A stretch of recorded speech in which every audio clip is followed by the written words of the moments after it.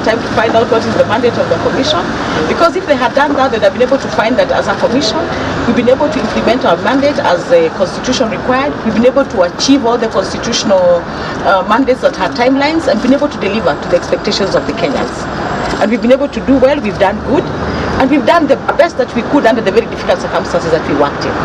Madam Vice Chair, basically tell us why the chair person is not present today in this session. I think you all know, you're asking me a very interesting question, and you all know that there's this little matter of the court order that says that it does not interact with the prosecution witnesses. And in this group here, some of us are prosecution witnesses. 7 commissioners and some directors are prosecution witnesses. In this group that came with me here today, we have myself, a prosecution witness, and some of our directors who are prosecution witnesses are here.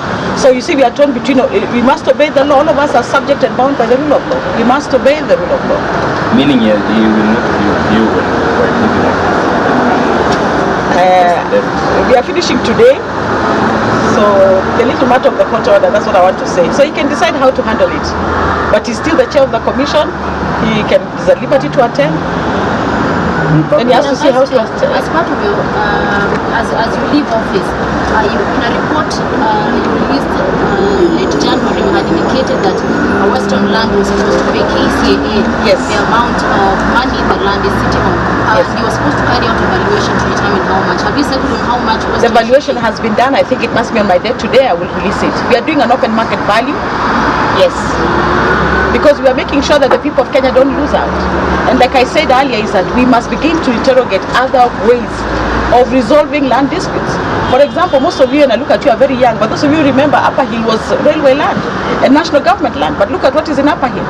So how are we going to address those issues when people come before us for they want to be regularized? Those issues need to be addressed. Can we demolish everybody? Every land case in this country is going to be treated on its own merits, and that's what we are doing. We are exploring different ways on how to address issues of historical land injustice.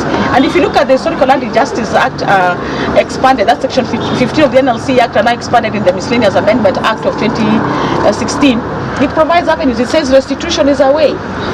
Restitution, restoration, compensation, apology is a way. In other words, you can be told pole, and that should be enough for you for carrying out a historical injustice.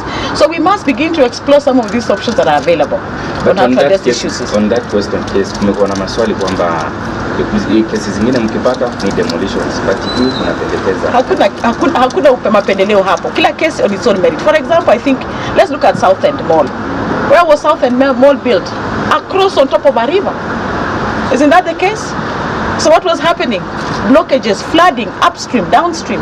How is that supposed to be resolved? Can that be resolved?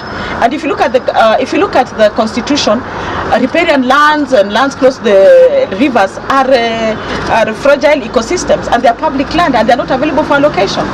Let us look at Timor, which was the Taj Mall that was revoked.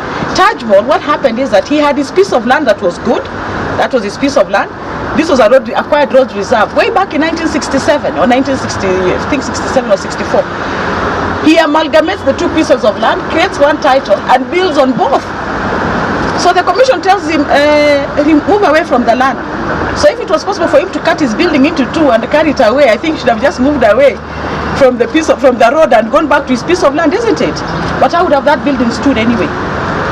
Very simple logic. We are very fair in our dealings. We have worked without fear or favor and without fear of contradiction. So very clear. Without subjudice, how